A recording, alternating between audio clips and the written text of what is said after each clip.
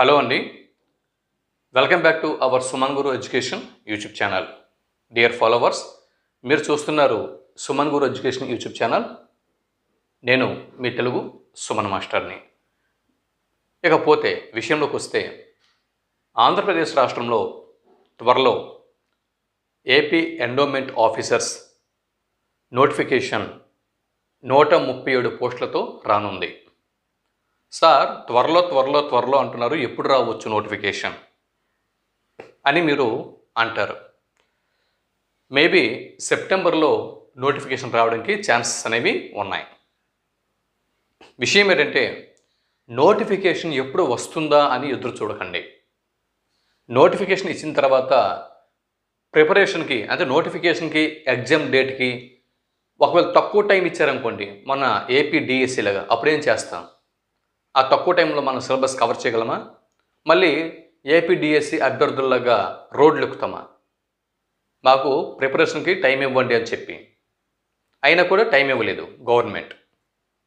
కాబట్టి మనం ముందుగానే ప్రీ ప్లాన్డ్గా దీనికి సంసిద్ధత అవ్వాల్సి ఉంటుంది.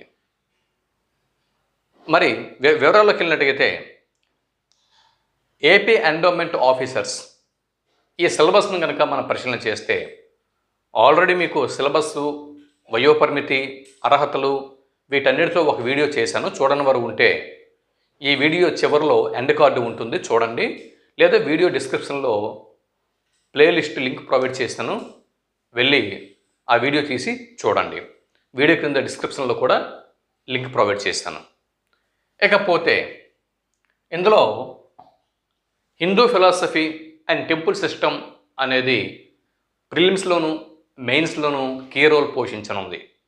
ముఖ్యంగా ప్రిలిమ్స్ మనం గట్టెక్కాలి అంటే, మెయిన్స్లోకి వెళ్ళాలి అంటే, ముందు హిందూ ఫిలాసఫీ టెంపుల్ సిస్టంలో ఇంచుమించు మనం 90/100, కనీసం 100 మార్కులకి 90 మార్కులు Hindu philosophy and temple system అన్నటువంటి ఈ అంశంలో మనం స్కోర్ చేయాల్సి ఉంటుంది. గత 2022వ పేపర్ కనుక మనం పరిశీలన చేసినట్లయితే చాలా ఈజీగా ఇచ్చాడు. Hindu philosophy and temple system prelims విభాగంలో ఇక్కడ చాలా ఈజీగా ఇచ్చాడు. మరి అటువంటి ఈజీ పేపర్ కనుక మళ్ళీ వచ్చిందంటే అట్లీస్ట్ 90 మార్క్స్ మనం స్కోర్ చేయాలి. ఎందుకు? ఏపీ మెగా డిఎస్సిలో ఎవరైతే మంచిగా ప్రతిభ కనపరచలేకపోయారో అటువంటి వాళ్ళందరూ కూడా మళ్ళీ ఏపీ ఎండోమెంట్ ఆఫీసర్స్ మీద పడతారు. ప్రస్తుతం నిరుద్యోగ సమస్య ఎక్కువగా ఉంది, నోటిఫికేషన్లు తక్కువగా ఉన్నాయి. అలాంటి సిచ్యువేషన్లో కాంపిటీషన్ ఎక్కువగా ఉంటుంది. కాంపిటీషన్ ఎక్కువగా ఉందంటే కట్ ఆఫ్ కూడా పెరుగుతుంది, కట్ ఆఫ్ మార్కులు కూడా పెరుగుతూ ఉంటాయి కదా. కాబట్టి మరి కట్ ఆఫ్ మార్కులు పెరుగుతున్నప్పుడు మనం అట్లీస్ట్ ఇక్కడ ఈ విభాగం నుంచి Hindu philosophy and temple system అన్నటువంటి అంశం నుంచి 100 బిట్లకి కనీసం 90 బిట్లు మనం ఆన్సర్ చేయగలగాలి. అలాగే ఇంకా జనరల్ స్టడీస్ ఉంది. జనరల్ స్టడీస్ ఇవి కలుపుకొని అట్లీస్ట్ 100 మార్క్స్ అబోవ్ మనం తెచ్చుకుంటేనే అట్లీస్ట్ మనం ప్రిలిమ్స్ నుంచి మెయిన్స్కి వెళ్ళగలం, చేరుకోగలం.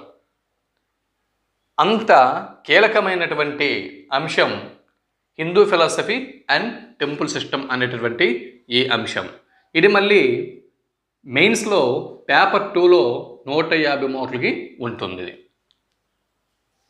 ఇది 150 మార్కులు మెయిన్స్, ప్రిలిమ్స్ 100 మార్కులు. అంటే ఇక్కడ 250 మార్కులకి, అంటే ఓవరాల్గా 150 మార్కులు ప్రిలిమ్స్, మెయిన్స్ 300 మార్కులు.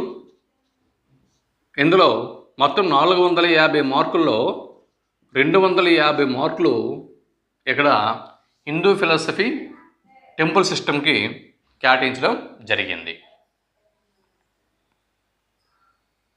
ఇది కాబట్టి అంత విలువైనటువంటి ఈ పేపర్లో మనం చాలా ప్రీ ప్లాన్డ్గా స్కోర్ చేయాల్సి ఉంటుంది. అయితే ఆల్రెడీ మనం 4వ యూనిట్ అయినటువంటి హిందూ మహాపురాణముల గురించి నోట్స్ పూర్తి చేసేసుకుంటున్నాం. దాని తర్వాత మరి మొదటి unit Hindu philosophy and temple system అనేటువంటి ఈ సిలబస్లో మొదటి యూనిట్ రామాయణం, వాల్మీకి రామాయణం. దీని నుంచి ఇదివరకే మీకు బాలకాండ ప్రారంభించాను. ఇది 2వ వీడియో. వీటన్నిటి కూడా అంటే హిందూ ఫిలాసఫీ టెంపుల్ సిస్టమ్ ఈ వీడియోస్ అన్నీ కూడా మీకు కావాలంటే మన ఛానల్లో ప్లేలిస్ట్లో ఏపీ ఎండోమెంట్ ఒక ఫోల్డర్ అనేది ఉంది. అందులోకి వెళ్తే నేను చేసిన వీడియోస్ అన్నీ కూడా మీకు లభిస్తాయి. ఇకపోతే దీని నోట్స్ మీకు కావాలి అనుకుంటే మెంబర్షిప్ తీసుకోవాల్సి ఉంటుంది. క్రింద వాట్సాప్ గ్రూప్ యొక్క లింక్ ఇచ్చాను, మెంబర్షిప్ తీసుకోండి. మెంబర్షిప్ తీసుకుంటే మీకు అన్ని డీటెయిల్స్ కూడా అందులో నేను చెబుతాను. మీకు ఇష్టమైతే మెంబర్షిప్ తీసుకుని నోట్స్ మీరు తీసుకొని ఫాలో అవ్వచ్చు. సరే, ఇప్పుడు మనం ఇంకా ఆలస్యం చేయకుండా కంటెంట్లోకి వెళ్ళిపోదాం. గత వీడియోకి ఇది కంటిన్యూషన్. గత వీడియోలో బల అతిబల విద్యల్ని ఇక్కడ విశ్వామిత్ర మహర్షి వారు రామలక్ష్మణులకి నేర్పించారు. ఆ రోజు రాత్రి వీరు విశ్వామిత్రుడు, శ్రీరాముడు, లక్ష్మణస్వామి ఈ ముగ్గురు కూడా సరయూ నదీ తీరంలో పడుకున్నారు అన్న విషయం మనం ఇంతకు ముందు వీడియోలో చెప్పుకున్నాం. అక్కడతో మన మొదటి వీడియో ఆపినాం. దానికి కంటిన్యూషన్ 2వ వీడియో ఇది. ఇకపోతే చూడండి, రాముడు గురుసేవలో నిమగ్నుడు అయ్యాడు. విశ్వామిత్రుని పాదాలు ఒత్తాడు, సేవలు చేశాడు. గురుసేవ విశేష ఫలితాన్ని ఇస్తుంది. గురువుల పట్ల శిష్యులు అత్యంత గౌరవంని కలిగి ఉండాలి. గురువుకి సేవ చేసే విషయంలో మొహమాట పడకూడదు. తల్లిదండ్రుల తర్వాత అంతటి స్థానం ఉన్న వ్యక్తి గురువు.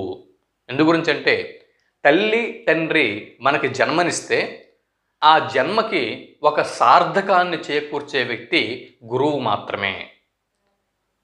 తల్లిదండ్రి మనకు జన్మిస్తారు.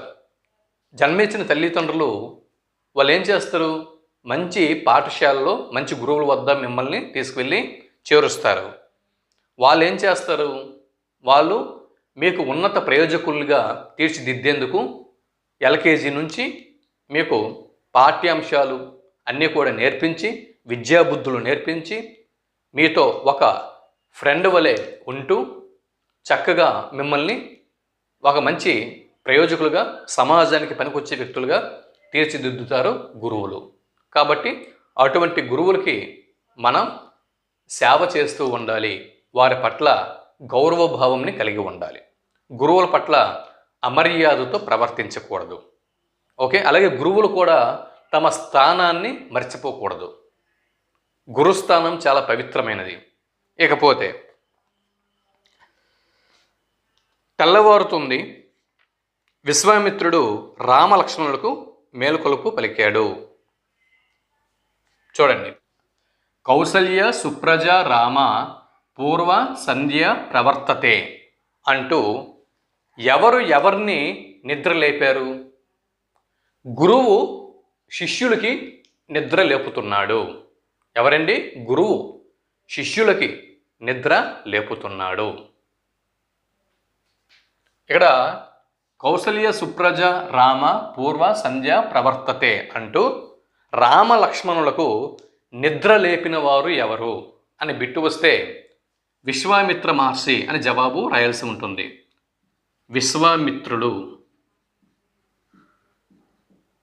విశ్వామిత్ర మహర్షి వారు రామ లక్ష్మణులకి నిద్ర లేపారు. ఇక్కడ మీకు చూడండి, చాలామంది నాస్తికులు అడుగుతారు, రాముడు భగవత్ స్వరూపం అని చెప్పి మీరు కొలుస్తూ ఉంటారు కదా, మరి దేవుడికి ఈయన నిద్ర లేపడం ఏంటి అని చెప్పి. చిన్నపిల్లలకి కాస్త నిద్ర అనేది ఎక్కువగా ఉంటుంది. అప్పటికి రాముడి వయసు అంతా 13-14 సంవత్సరాల వయస్సు. 13-14 అంటే 14 సంవత్సరాల వయసులో పెళ్ళయింది, ఇంకా పెళ్ళి కాలే. రాముడి వయసు 12 సంవత్సరాల బాలుడు కదా. 12 సంవత్సరాల బాలుడు, పైగా రాముడు అంటే శ్రీ మహావిష్ణువు రామావతారంలో అంటే నరుని అవతారం, మనిషి అవతారంలో భూలోకంలోకి వచ్చాడు. మరి మనిషి అవతారంలోకి వచ్చినప్పుడు మనిషిలా ప్రవర్తించాలి తప్పించి భగవంతుడిలా ప్రవర్తిస్తాడా? ప్రవర్తించడు. శ్రీ మహావిష్ణువు మనిషి అవతారం ఎత్తాడు. మనిషి అవతారం ఎత్తినప్పుడు సాధారణంగా చిన్నపిల్లలు 12 సంవత్సరాలు ఆ వయసులో ఉన్నటువంటి పిల్లలు ఎలా ఉంటారు? వారికి ఉదయాన్నే తల్లిదండ్రులు నిద్ర లేపుతూ ఉంటారు. అలాగే హాస్టల్లో పిల్లలు చదువుకుంటూ ఉంటే, రెసిడెన్షియల్ స్కూల్లో వాటిలో చదువుతూ ఉంటే వార్డెన్ వెళ్ళి నిద్ర లేపుతూ ఉంటాడు. అవునా? కాబట్టి ఇక్కడ మనిషి జన్మలో ఉన్నారు. మనిషి జన్మలో ఉన్నటువంటి బాలురు, చిన్న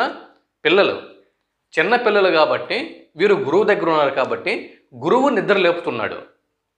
అంటే గురు శిష్యుల సంబంధం గురించి ఇక్కడ చెబుతున్నారు. చూడండి, గురువు అక్కడ రాముడికి తనతో అంటే యాగ సంరక్షణకి రమ్మన్నాడు. అంటే రాముడిని ఎందుకు ఎంచుకున్నాడు గురువు అంటే అక్కడ వేరే కారణం ఉంది. ఎందుకు? శ్రీరాముడు ప్రస్తుతం వివాహానికి సిద్ధంగా ఉన్నాడు. రాముడి యొక్క పట్టాభిషేకం అనేది జరగబోతుంది. రాముడి యొక్క పట్టాభిషేకం జరగాలంటే ముందు రాముడు వివాహం చేసుకోవాల్సి ఉంటుంది. కాబట్టి రాముడి వివాహం చేసుకుని తన కోసం సీతాదేవి మిథిలా నగరంలో ఉంది. కాబట్టి సీతాదేవిని రాముడిని కలపాలి. సీతాదేవిని రాముడిని కలిపే లోపు రాముడికి కొన్ని శక్తులు గురువుగా తాను ఇవ్వాలి. అదేంటి సార్, భగవంతుడికి గురువు ఇక్కడ శక్తులు ఇవ్వడం ఏంటి అంటే మనిషి రూపంలో ఉన్నాడు, మనిషి జన్మ ఎత్తున్నాడు.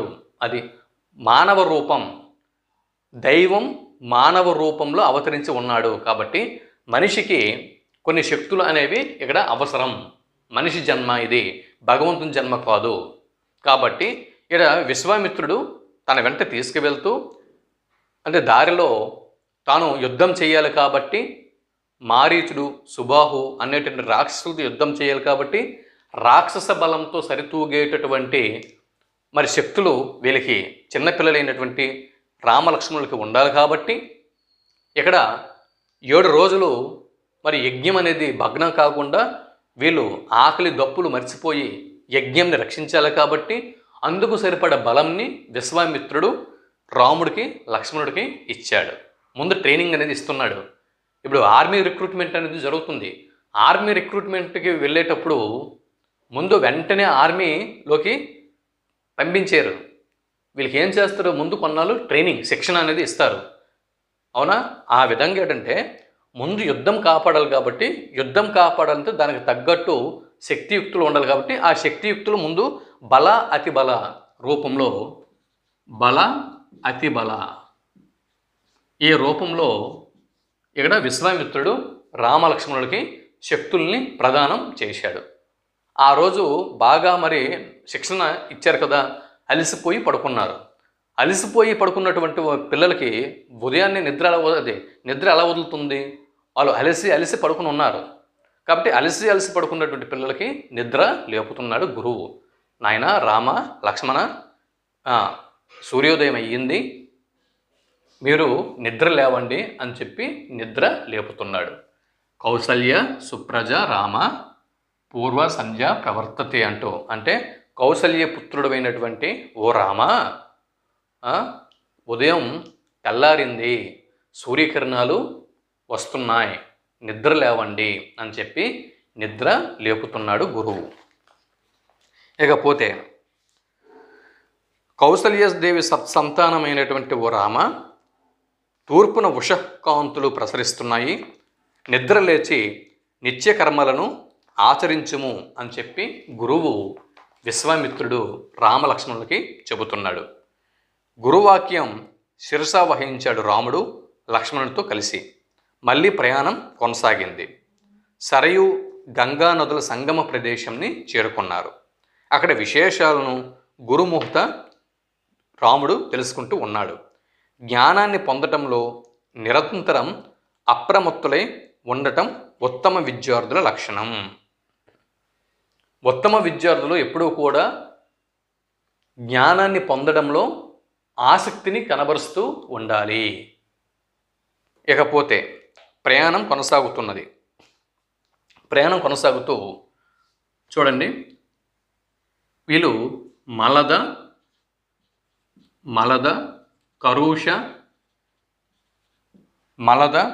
కరుష అనేటటువంటి ఈ 2 జనపదాలకి చేరుకున్నారు. ఈ జనపదాల పేర్లు గుర్తుపెట్టుకోండి. ఇక్కడ నుంచి బిట్టు ఎలా వస్తుందో నేను చెబుతాను. మలద, కరుష ఇవేంటండి? ఇవి జనపదాలు. మలద మరియు కరుష అయోధ్య నుంచి బయలుదేరారు. సరయూ నది తీరంలో పడుకున్నారు. ఉదయం నిద్ర లేచారు. కాలకృత్యాలు తీర్చుకున్నారు. మలద, కరుష అన్నటువంటి జనపదాలకి వెళ్ళారు. ఇకపోతే ఇంద్రుని అనుగ్రహం విశేషం చేత ఈ ప్రాంతాలు ధనధాన్యాల సమృద్ధిని కలిగి ఉండేవి.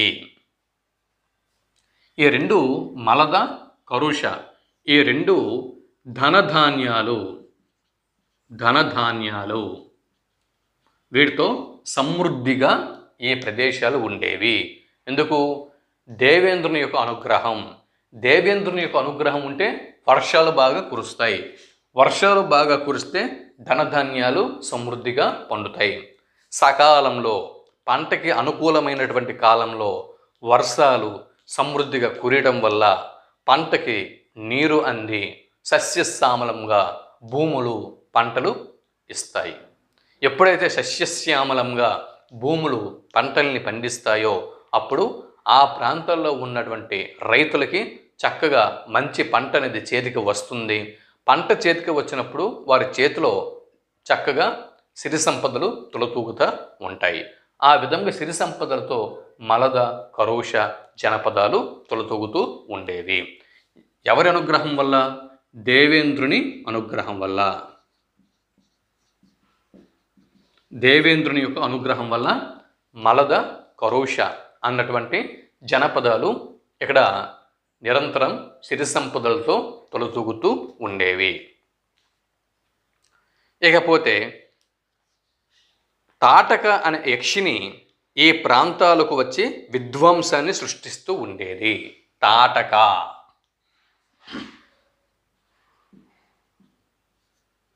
ఈమెవరు? ఒక యక్షిని జాతి స్త్రీ. యక్షిని. తాటక ఒక యక్షిని. అది చూడండి, తాటక అనేటప్పుడు మనకి మలద, కరుష జనపదాలు గుర్తుకు రావాల్సి ఉంటుంది. మలద, కరుష అన్న జనపదాలని ఇబ్బంది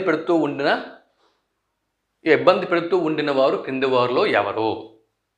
తాటక, మారీచుడు, సుబాహు, లేకపోతే రావణుడు, లేకపోతే కుంభకర్ణుడు, ఇలా ఆప్షన్స్ ఇస్తారు ఏవో. కాబట్టి మలద, కరుష జనపదాలు అన్నప్పుడు ఇక్కడ తాటక అన్న విషయం మనం గుర్తుపెట్టుకోవాల్సి ఉంటుంది. ఇంకో విషయం ఏంటంటే రాముడు అంటే మన రామాయణం, శ్రీ సంపూర్ణ రామాయణం తీసుకుంటే ఇంతవరకు రాముడు ఎక్కడ కూడా బాణప్రయోగం చేయలే. ఇంతవరకు యుద్ధంలోకి ఎప్పుడు కూడా రాలే. అవునా? ఇంతవరకు బాలరాముడు. రాముని యొక్క యుద్ధాల వరుస క్రమం అన్నప్పుడు మొదటి వరుసలో తాటక వస్తుంది. అంతవరకు బాణప్రయోగం రాముడు మనకి చేసినట్లు కనిపించదు. అవునా? ఇక్కడ రాముని యొక్క శత్రు సంహారం అన్నప్పుడు మొదటి వరుసలో తాటక అనేది ఉంటుంది. ఎక్కడి నుంచి ఇంకా శత్రు సంహారం అనేది రాముడు ప్రారంభిస్తాడు. ఇకపోతే తాటక అనే యక్షిని ఈ ప్రాంతాలకు వచ్చి విధ్వంసాన్ని సృష్టించేది. పుట్టుకతోనే 1000 ఏనుగుల బలం కలిగిన ఈమెను ఎవరూ ఎదిరించలేకపోతున్నారు. అగ్నికి ఆజ్యం తోడైనట్లు ఈమెతో పాటు తాటక యొక్క కుమారుడు ఎవరండి? తాటక యొక్క కుమారుడు మారీచుడు. తాటక యొక్క కుమారుడు ఎవరు? మారీచుడు.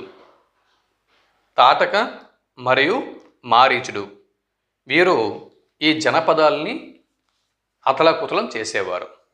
అది ఈ జనపదాల మీద విరుచుకుపడుతూ అతలాకుతలం చేసేవారు. మలద, కరుష. మలద, కరుష అనగానే తాటక కుమారుడు మారీచుడు ఇవి గుర్తుకు రావాలి. తాటక యక్షిని. ఓకే, యక్షిని. తాటక అనే యక్షిని, తన కుమారుడు మారీచుడు. వీరు మలద, కరుష జనపదాలని అతలాకుతలం చేసేవారు. కాబట్టి ఇకపోతే దుష్టురాలైన తాటకను వరించమని రామునితో విశ్వామిత్రుడు అన్నాడు. రామ, మనము ప్రస్తుతం మలద, కరుష అనే జనపదాల్లో ఉన్నాము. ఇక్కడ యక్షిని అనేటటువంటి అది తాటక అనబడేటటువంటి యక్షిని తన కుమారుడు మారీచుడు వచ్చి ఈ గ్రామాల మీద పడి తింటున్నారు. ఈ గ్రామస్తులకి, ఈ జనపద వాసులకి నిద్ర లేకుండా చేస్తున్నారు, భయభ్రాంతులకి లోను చేస్తున్నారు. వారిని సంహరించేటటువంటి శక్తి ఇక్కడ ఉన్నటువంటి వారికి ఎవరికీ లేదు. వీటి యొక్క సంహారంని నువ్వు చెయ్యి అని చెప్పి విశ్వామిత్రుడు శ్రీరామచంద్రమూర్తిని ఆజ్ఞాపిస్తాడు. ఇక్కడ ఆజ్ఞాపిస్తుంది ఎవరు? గురువు. ఇక్కడ చూడండి, ఒక్క క్షణం రాముడు మౌనముద్ర దాల్చాడు. రాముని యొక్క భావం గ్రహించాడు విశ్వామిత్రుడు. స్త్రీని ఎలా చంపాలని సంశయం వద్దు, అధర్మపరాయణ అయిన తాటకను చంపితే దోషం రాదు అని కర్తవ్యము ఉపదేశించాడు గురువు. అది చూడండి, ఇక్కడ నాస్తికులు విమర్శిస్తూ ఉంటారు. అంటే ఎక్కడ చిన్న లూప్ హోల్ దొరుకుతుందా, విమర్శిద్దామా అని చూసేటటువంటి నాస్తికులు ఉంటారు. అర్థమవుతుందా? వీళ్ళు ఎంతసేపు మన హిందూ ధర్మశాస్త్రాల మీద, మన ఇతిహాసాల మీద, పురాణాల మీద విమర్శ చేయడమే వాళ్ళ పని. ఇంకే గ్రంథాలను వాళ్ళు ముట్టుకోలేరు, అంత ధైర్యం లేదు. అంత ధైర్యం చేస్తే వాళ్ళు లేపేస్తారు. అది ఒక హిందువు ధర్మాల మీద, హిందూ గ్రంథాల మీద పడి ఏడుస్తూ ఉంటారు. వాళ్ళు ఏడుపు ఎప్పుడు కూడా హిందూ ధర్మం మీదే.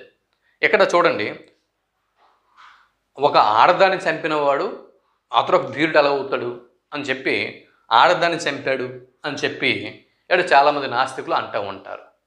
తాటకని రాముడు కావాలని చంపలే, గురువు ఆదేశం మేరకు మాత్రమే ఈ పని చేశాడు. ఇక్కడ మన తప్పు పట్టాల్సి ఉంటే ముందు విశ్వామిత్రుల వారిని తప్పు పట్టాల. విశ్వామిత్రుడు, రాముడిని కాదు, విశ్వామిత్రుడు ఆజ్ఞాపించాడు. ఇది గురువు ఆజ్ఞ. అర్థమవుతుందా? గురువు విశ్వామిత్రుడు ఆజ్ఞాపిస్తున్నాడు ఇక్కడ తాటకని సంహారం చెయ్యి అని చెప్పి. అప్పటికే రాముడు కాస్త మౌనం వహించాడు. ఆడదాన్ని, ఒక స్త్రీని నేను చంపడం ఏంటి అని చెప్పి అప్పటికి మౌనంగా ఉండిపోయాడు. అంటే గురువు కదా, గురువుకి అంటే సరే, ఇప్పుడంతా చాలామందికి సంప్రదాయం తెలియదు. ఇప్పుడు ఏది మంచి ఏది చెడు అవన్నీ తెలిసేటటువంటి లోకంలో ఇప్పుడు లేము. ఇదంతా కలియుగం. ఆడ పెద్దవాళ్ళు ఉంటారు, గురువులు ఉంటారు, వాళ్ళ ముందు కాలు మీద కాలు వేసుకుని కూర్చుంటారు. చాలామంది మీరు చూడండి, మీడియా సమావేశాలు ప్రెస్ మీట్లో జరుగుతూ ఉంటాయి. ప్రెస్ మీట్లు, మీడియా సమావేశాలు జరుగుతున్నప్పుడు కాలు మీద కాలు వేసుకుని వాళ్ళు కూర్చుంటూ ఉంటారు. ఏదో దేశానికి ఒక పెద్ద ఉద్ధరించినట్లు, ప్రపంచ దేశాల్లో వీళ్ళు ఏదో సాధించేసి దేశానికి ఏదో ఒలకబెట్టినట్టు, దేశానికి వారు ఏదో చేసేసినట్టు అర్థమవుతుంది. కొంతమంది అంటే బుర్రలేని వాళ్ళు, వాళ్ళందరూ కూడా బుర్రలేని వాళ్ళు అన్నమాట. వాళ్ళందరూ కూడా మైండ్లెస్ వాళ్ళు. ఈ మీడియా సమావేశాల్లోన ఈ యాంకర్స్ వాళ్ళు ఏవో కొన్ని మన లైవ్ షోలో చేస్తూ ఉంటారు. కాలు మీద కాలు వేసుకొని ఇలాగా జుత్తులు ఎగరేసుకుంటూ కొంతమంది కూర్చుంటూ ఉంటారు. అలా చేయకూడదు. ఎందు గురించి అంటే మన స్క్రీన్ ముందు ఉన్నామంటే మన షోని చూసేటటువంటి పెద్దవాళ్ళు, ఎంతో పండితులు, ఎంతో విజ్ఞానవంతులు, ఎంతో పెద్ద పెద్ద వాళ్ళందరూ కూడా మన షోని చూస్తూ ఉంటారు. కాబట్టి అటువంటి వాళ్ళ ముందు మనం ఎప్పుడు కూడా వినయంగా ఉండాలి. కాలు మీద కాలు వేసుకొని జుత్తులు ఎగరేసుకొని అది ఎవరు నేర్పిన సంప్రదాయం? అది మన సంప్రదాయం కాదు అసలు. అది మరి అన్నీ కూడా అది మా ఇష్టము అంటే దానికి మా ఇష్టము అన్నప్పుడు దానికి ఇంకా అక్కడ ఆన్సర్ లేదు, ఇంకేం లేదు. మా ఇష్టం అన్న వాళ్ళతోటి వితండవాదం చేసే వాళ్ళకి ఎవరు మేము చెప్పలేం. కానీ అలాగా మీడియా ముందు అలా కూర్చోకూడదు, అంతే. ఇకపోతే చూడండి, ఇక్కడ గురువు గారు ఆజ్ఞాపిస్తున్నారు. గురువు ఆజ్ఞాపిస్తున్నప్పుడు ఏంటంటే శిష్యుడు అంత తొందరగా నేను చేయను అనలేడు. అర్థమవుతుందా? గురువుగారి మాటని అందుకే నేను చెయ్యను అని అనకుండా మౌనంగా ఉండిపోయినాడు. అది ఆడదానికి నేను చంపడం ఏంటి, ఆడదాని మీద నేను బాణ ప్రయోగం చేయడం ఏంటి అని చెప్పి రాముడు తటస్థంగా అవును అనకుండా కాదు అనకుండా ఉండిపోయాడు. అలా ఉండిపోతే శిష్యుడి యొక్క అంతరంగాన్ని గ్రహించిన గురువు, నాయనా నీ అంతరంగం నాకు అర్థమైంది, ఆడదాని మీద బాణ ప్రయోగం ఏంటి, ఆడదానితో నేను యుద్ధం చేయడం ఏంటి అని చెప్పి నీ మనసులో ఉన్నటువంటి ఆంతర్యం నేను గ్రహించాను. కానీ అది స్త్రీ కాదు నాయన, ఆ స్త్రీని చంపేటటువంటి స్త్రీ రూపంలో ఉన్నటువంటి రాక్షసి అది. మరి ఎవరు కూడా దాంతో ఫైట్ చేయలేరు, ఎవరు కూడా దాన్ని సంహరించలేరు, అంత బలము ఇక్కడ ఎవరికీ లేదు.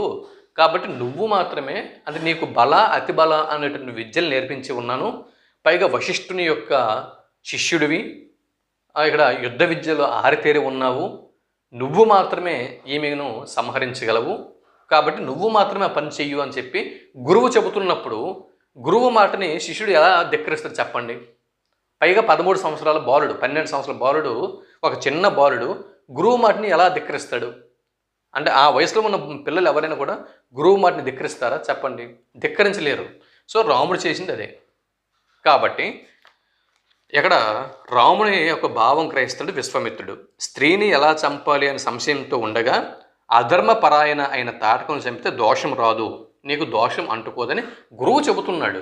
కాబట్టి నాస్తికులు విమర్శించాలంటే విశ్వామిత్రుడిని విమర్శించాలి, రాముణ్ణి కాదు. గురువు మాటని శిరసా వహిస్తున్నటువంటి రాముణ్ణి ఇక్కడ మనం విమర్శించడానికి వీల్లేదు. వెంటనే రాముడు దృఢ నిశ్చయుడై అంజలి గట్టించాడు. అంజలి అంటే 2 చేతులు పెట్టి, ఇదిగో 2 చేతులు పెట్టి ఇలా నమస్కారం చేయటాన్ని ఇది దీన్ని అంజలి అని చెప్పి అంటారు. అది అంజలి, నమస్కారం అనేది ఇలా చేయాలి. ఇది మన హృదయానికి సమానంగా ఇలాగ చెయ్యనది ఇలాగ నమస్కారం పెట్టాలి. దీన్ని అంజలి అని చెప్పి అంటారు. అలాగే మీరు చెప్పినట్లుగా నడుచుకోమని మా నాన్నగారు ఆదేశించారు. గురువుగారు, మీరు చెప్పినట్లు నడుచుకోమని మా నాన్నగారు నాకు చెప్పారు, నన్ను ఆదేశించి ఉన్నారు. వారి ఆజ్ఞ నాకు శిరోధార్యం. పితృవాక్య పరిపాలన ఆసక్తిని రాముడు చాటాడు. విశ్వామిత్రుడితో రాముణ్ణి పంపిస్తున్నప్పుడు, రామలక్ష్మణుల్ని పంపిస్తున్నప్పుడు దశరథ మహారాజు చెప్పాడు, నాయన ఆయన మీ గురువు, తండ్రితో సమానులు, గురువు ఏం చెప్పినా కూడా మీరు దాన్ని ఆచరించండి, ఏది కూడా కాదు అని చెప్పి చెప్పకండి, గురువుతో వారించకండి అని చెప్పాడు. అదే మన హిందూ సంప్రదాయం, మన భారతీయ సంప్రదాయం. అర్థమవుతుందా? ఇప్పుడంతే గురువులకి శిష్యులకి వీళ్ళకి వాళ్ళకి తేడా లేదండి. ఇప్పుడు ఉన్న వాళ్ళందరూ కూడా అంటే ఉపాధ్యాయులు, గురువులు ఎవరు కాదు. గురువు అంటే ఎంతో నిగ్రహం ఉండాలి, వాళ్ళకి ఎన్నో శక్తియుక్తులు ఉండాలి. అర్థమవుతుందా? ఆ విధంగా నడుచుకున్న వాళ్ళని గురువు అని చెప్పి అనొచ్చు. ఇప్పుడు గరికపాటి వారిని గురువు అనొచ్చు, ఒక చాగంటి కోటేశ్వరరావు గారిని గురువు అనొచ్చు. అర్థమవుతుందా? గురువు అంటే వాళ్ళకి కొన్ని ప్రత్యేకమైనటువంటి లక్షణాలు అనేవి ఉంటాయి. ఉపాధ్యాయుడు వేరు, గురువు వేరు. అయితే ఉపాధ్యాయుల్ని ఇప్పుడు గురువు సమానంగా మనం పరిగణిస్తున్నాం, తప్పులేదనుకోండి, కానీ గురుస్థాయి అనేది వేరు. అది ఇకపోతే గురువు గారి ఆజ్ఞను పాలించడం శిష్యునిగా తన కర్తవ్యమని భావించిన రాముడు తాటకను వధించడానికి ఉద్యుక్తుడు అయ్యాడు. వికృత ఆకారంతో విరుచుకుపడుతున్న తాటక చేతులను తన నిశిత బాణాలతో ఖండించాడు రాముడు. అయినా ఆవేశంతో మీదికి వస్తున్న తాటక యొక్క ముక్కు చెవులను కోసివేశాడు లక్ష్మణుడు. తాటక ఆవేశం 2 అయ్యింది. తాను కనబడకుండా వాళ్ళపై రాళ్లవాన కురిపిస్తున్నది. ఇదంతా గమనిస్తున్నాడు విశ్వామిత్రుడు. సంధ్యాకాలం సమీపిస్తున్నది. ఈలోపే తాటకను పరలోకానికి పంపించేయి అని రాముణ్ణి పురమాయించాడు విశ్వామిత్రుడు. అసుర సంధ్యాకాలంలో రాక్షసులు మహాబలాన్ని పొందుతారు, ఎదుర్కోవడం చాలా కష్టం.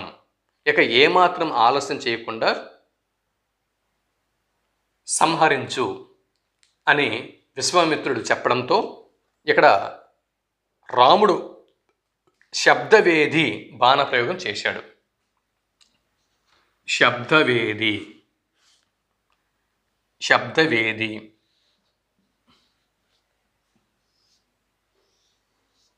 బాణం ఎక్కడి నుంచి బిట్ వస్తుందండి, ఇది బిట్. ఇది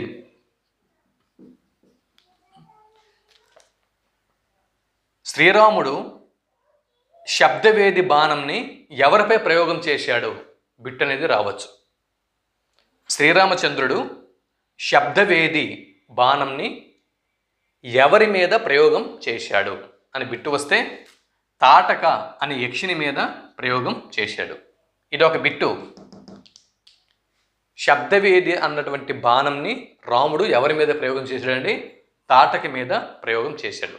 గుర్తుపెట్టుకోండి. ఇకపోతే క్షణాల్లో తాటక నేలపై పడి ప్రాణాలు వదిలింది. తాటక వధతో దుష్ట సంహారానికి పూనుకున్నాడు రాముడు. అది తాటకని వధించడంతోనే రాముడి యొక్క దుష్ట సంహారం ప్రారంభం అవుతుంది. ఎక్కడ నుంచి రాముడి జైత్రయాత్ర అనేది ప్రారంభం అవుతుంది. ఇంద్రాది దేవతలు రాముణ్ణి స్తుతించారు. సంతుష్టుడైనటువంటి విశ్వామిత్ర మహర్షి రామునికి ఎన్నో దివ్యాస్త్రాల్ని అనుగ్రహించాడు. అది గురువు అనుగ్రహిస్తే ఇవ్వలేనిది ఏముంది? శిష్యుడు పొందలేనిది ఏముంది?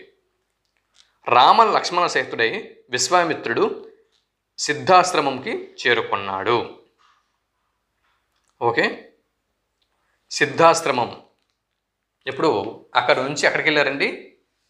మలద కరుష ప్రాంతాల తర్వాత వీరు ఎక్కడ చేరుకున్నారు? సిద్ధాశ్రమానికి చేరుకున్నారు.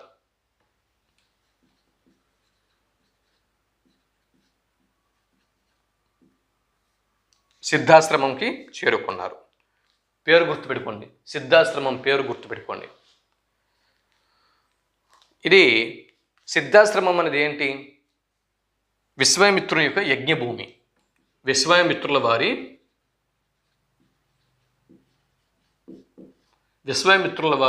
యజ్ఞభూమి.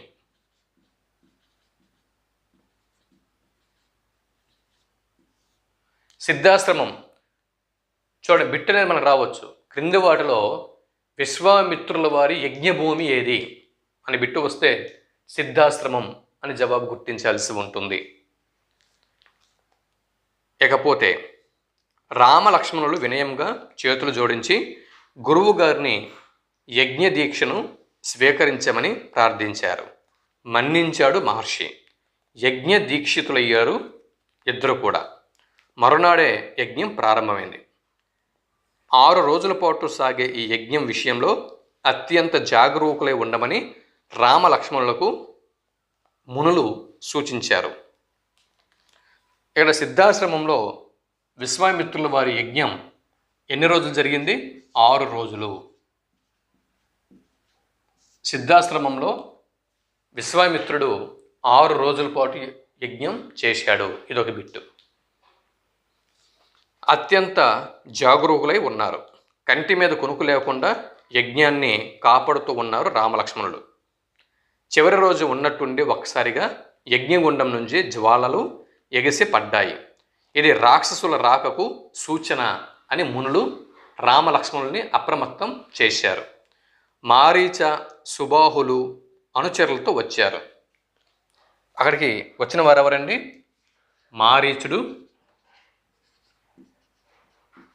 మారీచుడు, సుబాహు. ఇది మారీచు, సుబాహు. విశ్వామిత్రుని యొక్క యజ్ఞంని భగ్నం చేయటానికి ప్రయత్నించిన వారు ఎవరు అని బిట్టు వస్తే మారీచుడు, సుబాహు అని జవాబు గుర్తించాల్సి ఉంటుంది. యజ్ఞవేదిక పరిసరాలు రక్తవర్షంతో తడిసి ముద్దయ్యాయి. రాముడు మారీచుపై ప్రయోగించిన బాణం ఏది? అస్త్రం. మారీచుడిపై రాముడు ప్రయోగించిన అస్త్రం ఏది? శీతేశువు.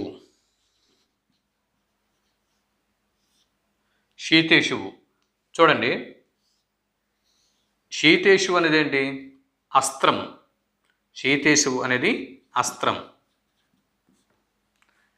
శీతేశువు అన్న అస్త్రంని రాముడు ఎవరి మీద ప్రయోగించాడు అని బిట్టు అడిగితే మారీచుడి మీద శీతేశువు అన్న అస్త్రంని రాముడు ప్రయోగించాడు. శబ్దవేది అన్న బాణంని రాముడు ఎవరి మీద ప్రయోగించాడు అంటే తాటక మీద. తాటక మీద శబ్దవేది అన్న బాణంని ప్రయోగించాడు. శైతేషువు అనే అస్త్రంని మారీచుడి మీద ప్రయోగించాడు. ఏ బాణంని ఏ అస్త్రంని రాముడు ఎవరి మీద ప్రయోగించాడు అన్న బిట్లు కూడా వస్తాయి. ఇవి కూడా చూసుకోండి. ఇకపోతే దాని దెబ్బకు మారీచుడు 100 యోజనాల దూరం ఎగిరిపడి సముద్రంలో పడిపోయాడు. స్పృహ కోల్పోయి గిరిగిర తిరుక్కుంటూ కొట్టుకుపోయాడు. ఇకపోతే సుబాహు మీద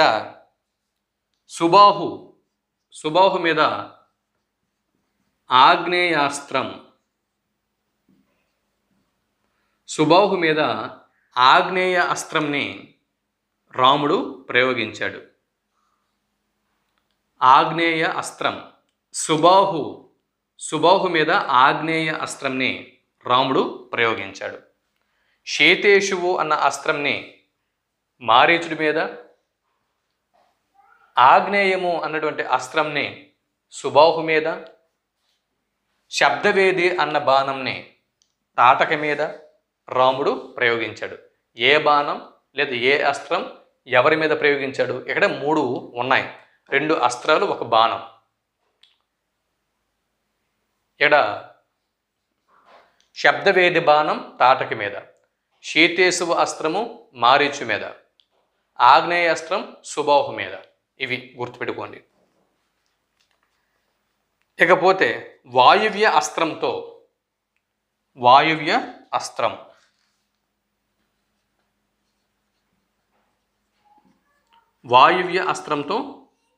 మిగిలిన రాక్షసుల భరతం పట్టాడు. సో ఇక్కడ విశ్వామిత్రుని యొక్క యజ్ఞ సంరక్షణలో భాగంగా రాముడు 3 అస్త్రాల్ని ప్రయోగించాడు. విశ్వామిత్రుని యొక్క యజ్ఞ సంరక్షణలో భాగంగా సిద్ధాశ్రమం వద్ద రాముడు 3 అస్త్రాల్ని ప్రయోగించాడు. మారీచుడి మీద శైతేషువు, సుబాహు మీద ఆగ్నేయ అస్త్రం, మిగిలిన తన అనుచరుల మీద, మిగిలిన రాక్షసుల మీద, అదే మారీచ సుబాహు వీరి యొక్క అనుచరులు మిగిలిన రాక్షసుల మీద వాయువ్య అస్త్రం ప్రయోగించాడు. అది విశ్వామిత్రుని యొక్క యజ్ఞ సంరక్షణలో రాముడు 3 అస్త్రముల్ని ఇక్కడ ప్రయోగించాడు. ఇది గుర్తుపెట్టుకోవలసి ఉంటుంది. ఇకపోతే యజ్ఞం అనేది నిర్విఘ్నంగా జరిగిపోయింది. విశ్వామిత్రుడు సంతోషించాడు. సమర్థవంతమైన శిష్యుల్ని చూస్తే గురువుకి సంతోషం, సమర్థవంతమైన సంతానం ఉంటే తల్లిదండ్రులకి సంతోషం. ఇకపోతే మరునాడు ఉదయమే రామలక్ష్మణులు విశ్వామిత్రుని ఎదుట వినయంతో నిలిచారు. ఇంకా ఏమి చెయ్యాలో ఆజ్ఞాపించమన్నారు. విశ్వామిత్రుడు, ఓ రామ, మిథిలానగర ప్రభువు పరమ ధార్మికుడు అయినటువంటి జనక మహారాజు ఒక యజ్ఞంని సంకల్పించాడు. మనం అక్కడికి వెళదాం. అక్కడ అద్భుతమైన ఒక మహాధనస్సు ఉంది, నీవు దాన్ని చూడవచ్చు అన్నాడు. సంసిద్ధులు అయ్యారు రామలక్ష్మణులు. మునిని అనుసరిస్తూ మిథిలా నగరం వైపు ముందుకు సాగారు. ఇది ఇక్కడ సిద్ధాశ్రమం వద్ద ఈ సీన్ అనేది పూర్తి అయిపోయింది. ఇప్పుడు మిథిలా నగరం, మిథిలా నగరం వైపు విశ్వామిత్రుడు రామలక్ష్మణులు ప్రయాణం అయ్యారు. మిథిలా నగరం వైపు ప్రయాణం అయ్యారు. అక్కడ ఒక ధనస్సు ఉంది. అలాగే అక్కడ మిథిలా నగరపు ప్రభువు జనక మహారాజు ఒక యజ్ఞంని సంకల్పించాడు.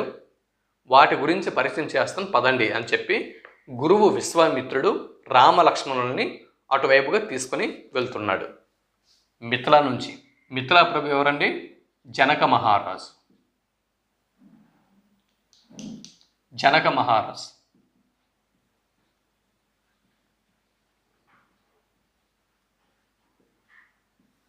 ఇటువైపు ఇప్పుడు ప్రయాణం అయ్యారు.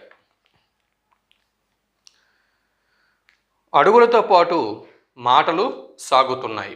నడుచుకుంటూ వెళ్తున్నారు, మాట్లాడుకుంటూ వెళ్తున్నారు. రాముని కోరిక మేరకు తమ యొక్క వంశం పుట్టు పూర్వోత్తరాలను వివరించాడు విశ్వామిత్రుడు. రాముడు కోరిక మేరకు రాముడు అంటున్నాడు, గురువుగారు ఎలాగో మనము వెళ్తున్నాం కదా, మిథిలా నగరాన్ని చేరేందుకు చాలా సమయం పడుతుంది కదా, ఈలోగా మార్గ మధ్యలో మా యొక్క వంశం యొక్క పుట్టు పూర్వోత్తరాలని తెలుసుకోవాలని నాకు ఉంది, వీటి గురించి మీకు తెలిసింది చెప్పండి అని రాముడు విశ్వామిత్ర మహర్షి వారికి అడిగినాడు. రాముడు అడిగాడు కాబట్టి ఇప్పుడు రాముని యొక్క కోరిక మేరకు విశ్వామిత్రుడు చెబుతున్నాడు. ఆ రాత్రి శోణా నదీ తీరంలో విశ్రమించారు. చూడండి, మిథిలా నగరానికి వెళ్తూ మిథిలా నగరానికి వెళ్తూ ఏ నదీ తీరంలో విశ్రమించారండి? శోణ నదీ తీరాన విశ్రమించారు. శోణ నదీ తీరాన విశ్రమించారు అంటే సిద్ధాశ్రమం నుంచి మిథిలా నగరం వైపు వెళ్తున్నప్పుడు మార్గ మధ్యంలో రాముడు, లక్ష్మణుడు, విశ్వామిత్రులు ఏ నదీ తీరాన విశ్రమించారు అని బిట్టు వస్తే శోణ నదీ తీరాన అనే జవాబు గుర్తించాల్సి ఉంటుంది. ఇకపోతే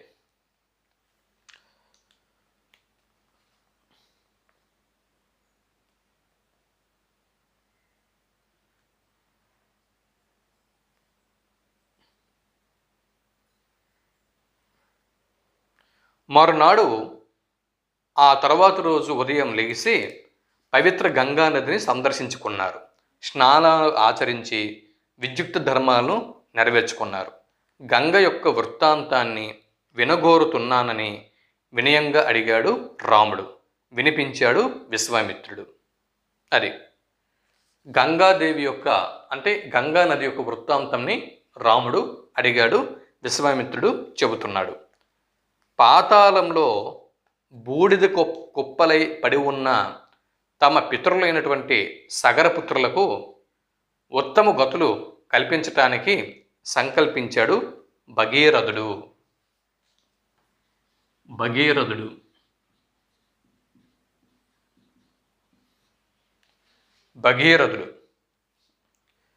పాతాళంలో బూడిద కుప్పలై పడి ఉన్నటువంటి తన పితరులు అయినటువంటి సగరపుత్రులకు ఉత్తమ గతులు కల్పించాలి అని సంకల్పంతో భగీరథుడు ఉద్యుక్తుడు అయ్యాడు.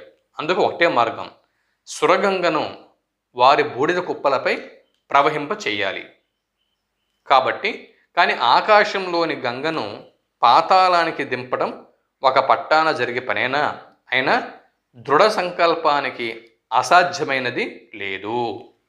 భగీరథుడు తీవ్రమైనటువంటి తపస్సు చేశాడు. బ్రహ్మను, శివుణ్ణి మెప్పించాడు. ఎన్ని అడ్డంకులు ఎదురైనా సంకల్పం నుంచి పక్కకు తప్పుకోలేదు.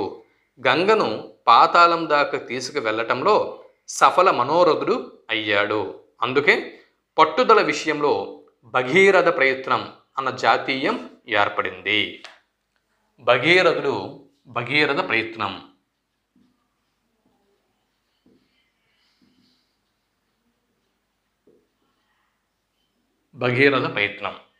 అంటే ఆకాశంలో ఉన్న సురగంగని భూలోకంలోకి పాతాళంలోకి తేవడం అంటే గంగా నది జన్మస్థలం ఏది? హిమాలయ పర్వతాలు. అవునా? భగీరథ అలకనంద ఈ రెండు నదులు కొంత దూరము ప్రవహించి ప్రయాగ వద్ద ఒకటిగా కలిసి తర్వాత గంగా నదిగా ప్రవహిస్తున్నాయి. భగీరథుడు సంకల్పించి భూలోకంలోకి తీసుకువచ్చారు కాబట్టి అది భగీరథ నది అయ్యింది. అవునా? గంగా నది యొక్క మొదటి పేరు భగీరథ నది. ఎక్కడ పుడుతున్నాయి ఇవి? హిమాలయ పర్వతాలు పుడుతున్నాయి. మరి హిమాలయ పర్వతాలు భూమికి ఎంత ఎత్తులో ఉన్నాయి? సముద్ర మట్టానికి ఎంత ఎత్తులో ఉన్నాయి? ఆకాశమంత ఎత్తులో ఉన్నాయి. హిమాలయ పర్వతాలు ఎక్కడ ఉన్నాయండి? ఆకాశమంత ఎత్తులో ఉన్నాయి. ఆకాశమంత ఎత్తులో ఉన్నటువంటి ఆ హిమాలయ పర్వతాల నుంచి అంటే ఆకాశమంత ఎత్తులో ఉన్నటువంటి హిమాలయ పర్వతాల్లోని ఆకాశగంగని భారతదేశంలోని భూలోకంలోకి పాతాళంలో ఉన్నటువంటి మన వరకు భగీరథుడు నదిని ఆ గంగని తీసుకువచ్చాడు. దారిలో ఉన్నటువంటి అడ్డంకుల్ని చెరిపివేసి అక్కడ పుట్టుక గంగా నది పుట్టుక భగీరథ నది ఎక్కడైతే పుడుతుందో అక్కడ నుంచి భగీరథ నది అలాగ భూలోకంలోకి ప్రవహించేందుకు, భారతదేశంలోకి ప్రవహించేందుకు ఆయన ఏర్పాటు చేసి, అంటే ఒక తపో ప్రయత్నంతో ఆయన ఒక గొప్ప ప్రయత్నము చేశాడు. ఎవరు? భగీరథుడు. తన ప్రయత్నంతో ఆకాశంలో ఉన్నటువంటి హిమాలయాల్లో ఉన్నటువంటి గంగని భారతదేశపు మైదాన ప్రాంతాల్లోకి తీసుకురాగలిశాడు. అది ఇక్కడ విషయం. అర్థమవుతుందా? ఇక్కడ అంతా కూడా రామాయణం అంతా కూడా సైంటిఫిక్గానే ఉంది. మనం చదివి అర్థం చేసుకోవడంలోనే మొత్తం ఉంది. అర్థం చేసుకోలేకపోయిన వాళ్ళు, అర్థమైనా కూడా వికృతంగా విమర్శించాలి అనుకునే వాళ్ళు నాస్తికులు విమర్శిస్తూనే ఉంటారు. దీన్ని సత్యదృష్టితో అర్థం చేసుకోవాలి అని తాపత్రయపడే వాళ్ళు ఇందులో ఉన్న సత్యాన్ని గ్రహించగలరు. ఆకాశంలో ఉంది సురగంగ, అంటే ఆకాశం అంత ఎత్తులో ఉన్నాయి హిమాలయ పర్వతాలు. సముద్ర మట్టానికి కొన్ని వేల కిలోమీటర్ల ఎత్తులో ఉన్నాయి, కొన్ని వేల మీటర్ల ఎత్తులో ఉన్నాయి హిమాలయ పర్వతాలు. అంత ఎత్తులో ఉన్నటువంటి ఈ భగీరథ నది అక్కడి నుంచి ప్రవహిస్తూ ఇక్కడ ప్రయోగ వద్ద మైదాన ప్రాంతాన్ని చేరుతుంది ఉత్తరప్రదేశ్లో. దీన్ని ఏమన్నారు? ఆకాశంలో ఉన్న సురగంగా భూలోకంలోకి చేర్చడం. ఇందుకోసం భగీరథ మహర్షి ఎక్కడంటే తన ప్రయత్నాలు చేశాడు, ఒక తపో ప్రయత్నాలు చేశాడు. ఆ తపో ప్రయత్నాలు తాను చేసినటువంటి ఈ ప్రయత్నాలే భగీరథ ప్రయత్నం. ఆ భగీరథ ప్రయత్నం వల్ల గంగా నది భారతదేశపు మైదాన ప్రాంతంలో ప్రవహిస్తున్నది. ఇందులో ఉన్నటువంటి సైంటిఫిక్ రీజన్ ఇది. ఇకపోతే ఏంటంటే గంగా అవతరణాన్ని గురించి విశ్వామిత్రుడు రామునికి చెప్పడంలో ఒక అంతర్యం ఉన్నది. తన పూర్వీకులు ఎంత గొప్పవారో తెలుసుకుని దానికి అనుగుణంగా రాముడు లక్ష్మణుడు నడవాలి అన్న ఉద్దేశంతో చెప్పాడు. పితరుల పట్ల ఎంత భక్తి ప్రవృత్తులు ఉండాలో తెలపడం. నాయనా, మీ పూర్వీకులు చాలా గొప్పవాళ్ళు, సమాజానికి ఉపయోగకరంగా బతికారు, చుట్టూ ఉన్నటువంటి సమాజానికి ఉపయోగపడుతూ బతికారు, గొప్ప పేరు ప్రఖ్యాతులు సంపాదించారు.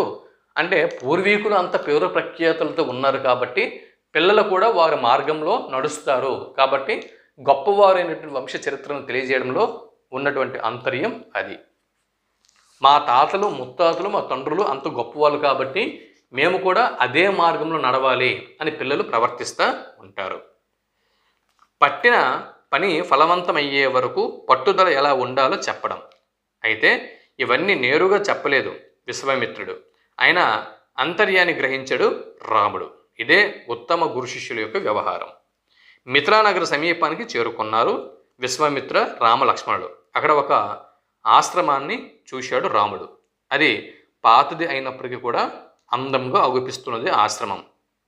కానీ ఆ ఆశ్రమం సమీపంలో జనసంచారం లేదు. ఏమిటి చిత్రము అని అడిగాడు రాముడు. అది గౌతమ మహర్షి ఆశ్రమం అని విశ్వామిత్రుడు బదులిచ్చాడు. గౌతమ మహర్షి ఆశ్రమం. గౌతమ మహర్షి భార్య అహల్యాదేవి.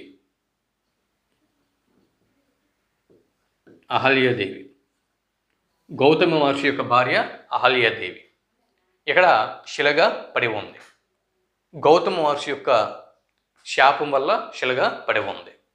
అంటే పూర్వము ఒక అర్ధరాత్రి వేళ ఇంద్రుడు ఒక కోడికోత కోడికోత వేస్తాడు. వేకోజామున అయింది, బ్రహ్మీ ముహూర్తం అయిపోయిందని చెప్పి గౌతమ మహర్షి లెగిసి తన యొక్క కాలకృత్యాలు నిర్వర్తించుకోవడం కోసం అని చెప్పి గంగా నది తీరంకి వెళ్ళిపోతాడు. వెళ్ళిపోయిన తర్వాత ఇంద్రుడు వచ్చి అహల్యతో ఇక్కడ సంగమించాలని ప్రయత్నం చేస్తాడు. అహల్యాదేవి ససేమరా అని చెప్పి ఒప్పుకోదు. అయినప్పటికీ కూడా గౌతమ మహర్షి అనుమానంతో అహల్యాదేవిని అనుమానిస్తాడు. అనుమానించి నేను లేని సమయంలో పరాయి వ్యక్తితో నువ్వు అక్రమ సంబంధం పెట్టుకున్నావని చెప్పి శిలగా ఉండమని చెప్పి శపించేస్తాడు. అలాగే శపించిన తర్వాత ఇక్కడ అహల్య ఏంటంటే తన వృత్తాంతాన్ని చెబుతుంది. నేను ఏ అపరాధం కూడా నేను చేయలేదని చెప్పి జరిగిన విషయాన్ని చెబుతుంది. అయితే నా శాపము అనేది వృధా కాకూడదు కాబట్టి నువ్వు ఇక్కడ శిలగా ఉండు, దాని తర్వాత ఒకానొక రోజు శ్రీ మహావిష్ణువు రామావతారం ఎత్తి ఇక్కడ ఇటువైపు వస్తాడు. వచ్చినప్పుడు ఆయన యొక్క పాదస్పర్శ తగిలి నువ్వు మళ్ళీ మానవ రూపంలోకి వస్తావు అని గౌతమ మహర్షి చెప్పి అక్కడి నుంచి గౌతముడు తపస్సు చేసుకోవడానికి వెళ్ళిపోతాడు. ఇది జరిగినటువంటి కథ. ఇకపోతే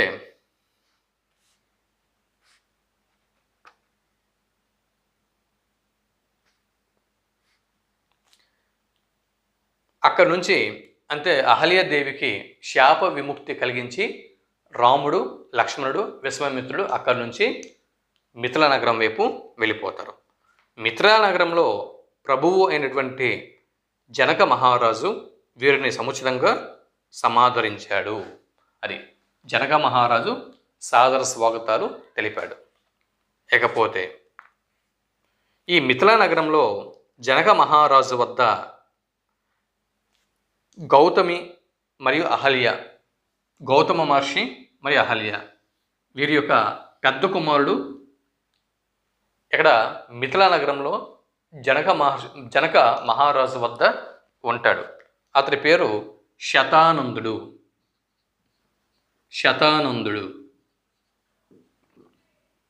బిట్టు మనకు రావచ్చు. మిథిలా నగరంలో జనక మహారాజు ఆశ్రమంలో ఉన్న శతానందుడు ఎవరి కుమారుడు అని బిట్టు వస్తే గౌతమ మహర్షి అహల్యదేవిల పెద్ద కుమారుడు శతానందుడు అని ఇక్కడ మన జవాబు గుర్తించాల్సి ఉంటుంది. ఇకపోతే తన తల్లిని ఉద్ధరించినందులకు కృతజ్ఞత అంజలులు సమర్పించాడు శతానందుడు. మహా తపశ్శాలి అయిన విశ్వామిత్రుని అనుగ్రహం పొందగలగడం చాలా విశేషమని రాముణ్ణి మెచ్చుకుంటాడు శతానందుడు. విశ్వామిత్ర మహర్షి అసాధారణ శక్తి సామర్థ్యాల్ని వివరించాడు శతానందుడు. విశ్వామిత్ర మహర్షి యొక్క శక్తి సామర్థ్యాల్ని రాముడికి శతానందుడు వివరించి ఇటువంటి గురువు నీకు దొరకడం చాలా అదృష్టం అని రాముడికి శతానందుడు చెబుతున్నాడు. మరునాడు ప్రాతకాలంలో జనకుడు విశ్వామిత్ర రామ లక్ష్మణులను ఆహ్వానించాడు. కర్తవ్య ఉపదేశం చేయవలసిందిగా విశ్వామిత్రుడిని ప్రార్థించాడు. అప్పుడు ప్రత్యుత్తరమిస్తూ విశ్వామిత్రుడు, వీరు దశరథ మహారాజు యొక్క కుమారులు, జగత్ ప్రసిద్ధులైన వీరులు. వీరి దగ్గర అంటే మీ దగ్గర ఉన్నటువంటి ధనస్సును వీరు చూడాలి అని కుతూహలపడుతున్నారు, దాన్ని చూపించండి అని విశ్వామిత్రుడు జనక మహారాజు వారికి చెబుతాడు. వాళ్ళ ముచ్చట తీరుతుంది, ఒకసారి ఆ ధనస్సు గనక వీళ్ళకి చూపిస్తే వీరి ముచ్చట తీరిపోతుంది, ఒకసారి చూపించండి అని అంటున్నాడు.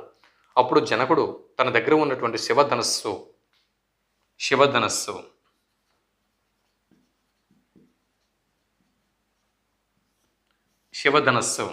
ఏదైతే ఉందో దీన్ని శివధనస్సు చరిత్రని రామలక్ష్మణులకి ఇక్కడ జనకుడు వివరిస్తాడు. శివధనస్సు చరిత్ర గురించి నేను తర్వాత వీడియోలో మీకు క్షుణ్ణంగా చెబుతాను. శివధనస్సు చరిత్ర గురించి మీకు నెక్స్ట్ వీడియోలో ఇస్తాను నేను. ఇకపోతే యాగం కోసం భూమిని దున్నుతూ ఉండగా ఒక పాప దొరికిందని నాగటి చాలున సీతాదేవి జనక మహారాజుకి ఎక్కడ దొరికింది? నాగటి చాలు.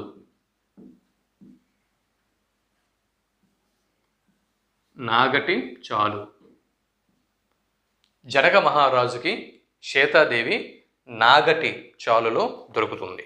ఇదిగో పేరు గుర్తుపెట్టుకోండి, జనక మహారాజుకి సీతాదేవి నాగటి చాలులో దొరుకుతుంది. ఇలా నాగటి చాలును దొరికినందువల్ల ఈమెకు సీత అన్న పేరు వచ్చింది అని చెబుతూ ఆమెను గొప్ప పరాక్రమవంతుడికి ఇవ్వాలి అన్న తమ అభిమతాన్ని జనక మహారాజు తెలిపాడు. శివధనస్సును ఎక్కుపెట్టగలవాడే సీతకు తగిన భర్త అని జనక మహారాజు నిర్ధారించాడు.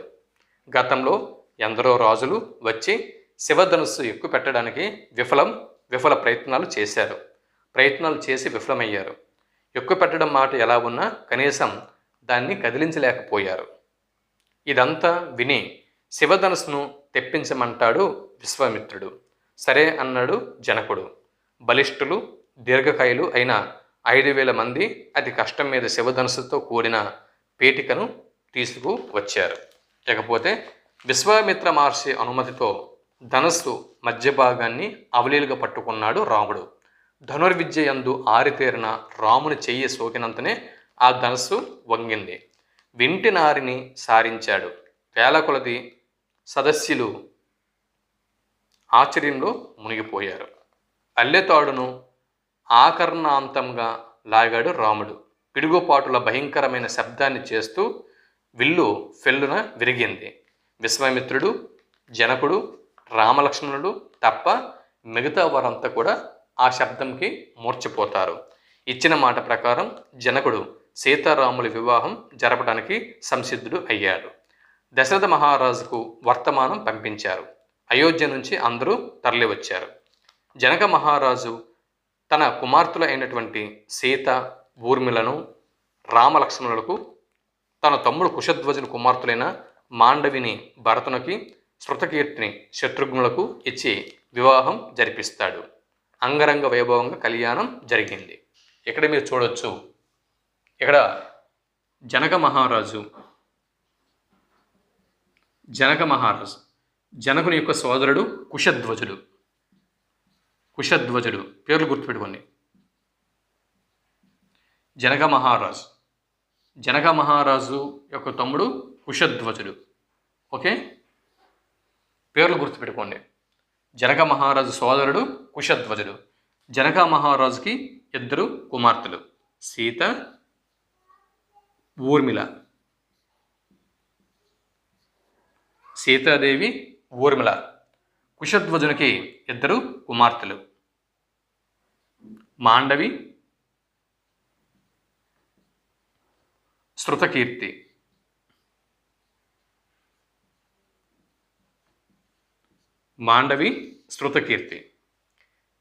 సీతాదేవి యొక్క భర్త రాముడు. ఊర్మిళ దేవి యొక్క భర్త లక్ష్మణుడు. మరి మాండవి యొక్క భర్త భరతుడు. శృతకీర్తి యొక్క భర్త శత్రుఘ్నుడు. ఇది ఓకే. ఇది జనక మహారాజుకి 2 కుమార్తెలు, సీతాదేవి, ఊర్మిళ. కుశధ్వజునికి 2 కుమార్తెలు, మాండవి, శృతకీర్తి. జనకుడు, కుశధ్వజుడు 2 సోదరులు. ఇకపోతే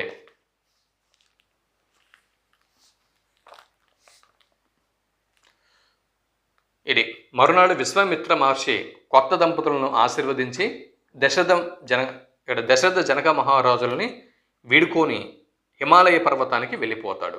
అక్కడి నుంచి విశ్వామిత్ర మహర్షి తన వచ్చిన పని పూర్తి చేశాడు. చూడండి, గురువు విశ్వామిత్రుల వారు తాను ఒక కర్తవ్యం కోసం తీసుకువెళ్ళాడు. అంటే గురువు ఇక్కడ చూడండి, ఇండైరెక్ట్గా పరీక్ష చేశాడు. విశ్వామిత్ర మహర్షుల వరకు తెలుసు జనక మహారాజు దగ్గర సీతాదేవి ఉంది అని చెప్పి.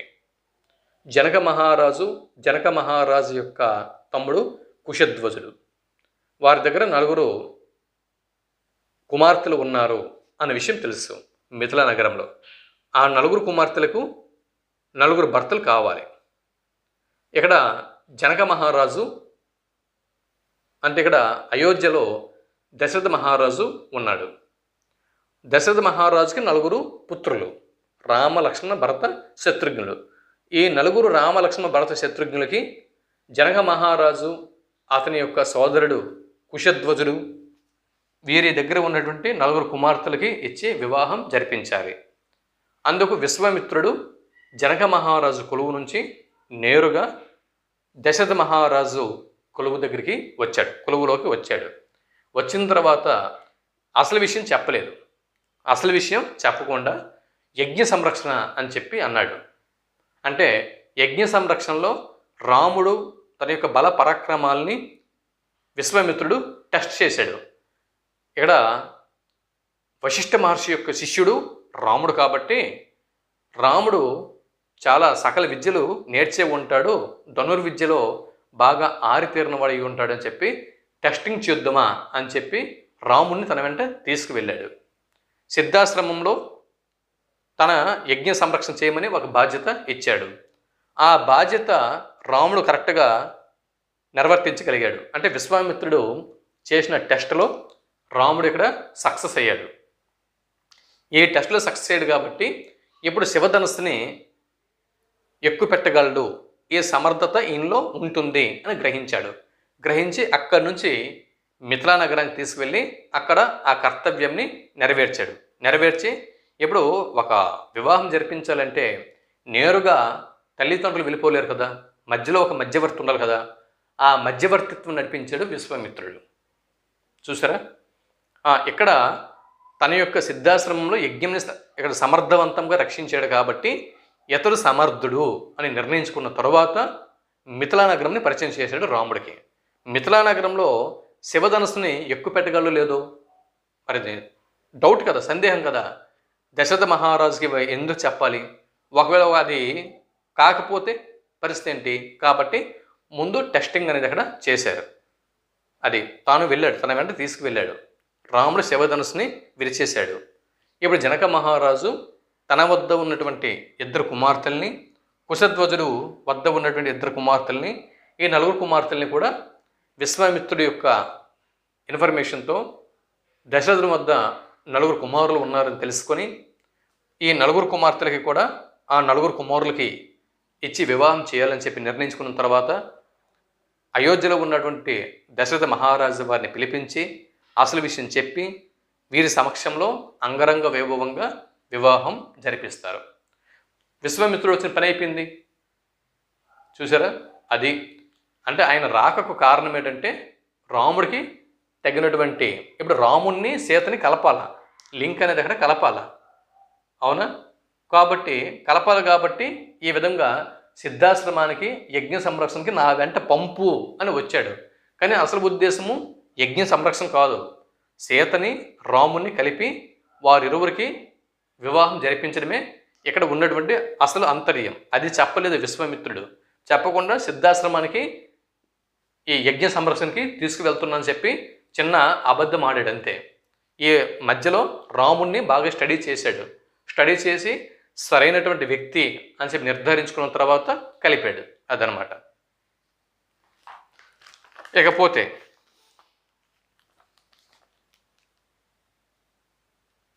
ఈ పని విశ్వామిత్రుడు వచ్చిన పని అయిపోయింది. హిమాలయ పర్వతాలకి తపస్సు చేసుకోవడానికి వెళ్ళిపోయాడు. ఇకపోతే బంధుమిత్రుల సమేతంగా పెళ్ళైపోయిన తర్వాత దశరథ మహారాజు అయోధ్యకి బయలుదేరుతున్నాడు. మార్గ మధ్యంలో దారిలో పరశురాముడు ఎదురయ్యాడు రాముడికి. అతడు ప్రళయకాల రుద్రులా ఉన్నాడు. గండ్ర గొడ్డలిని బాణాలను ధరించాడు. ప్రజ్వరిల్లే అగ్నిలా భయంకరంగా ఉన్నాడు. క్షత్రియులంతే ఇతనికి అసలు పడదు. పూర్వం క్షత్రియుడైనటువంటి కార్తవీర్య అర్జునుడు ఇతని తండ్రి అయినటువంటి జమదగ్నిని చంపాడు. చూడండి, పరశురాముడి యొక్క తండ్రి ఎవరండి? ఇక్కడ పరశురాముడి యొక్క తండ్రి జమదగ్ని మహర్షి. జమదగ్ని మహర్షి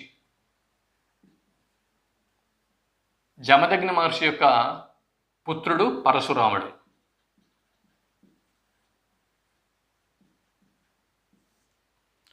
జమదగ్ని మహర్షి యొక్క పుత్రుడు పరశురాముడు. మరి పరశురాముడికి క్షత్రియులు అంటే ఎందుకు పడదు? పరశురాముడికి క్షత్రియులు అంటే ఎందుకు పడదు అంటే తన తండ్రి అయినటువంటి జమదగ్ని మహర్షిని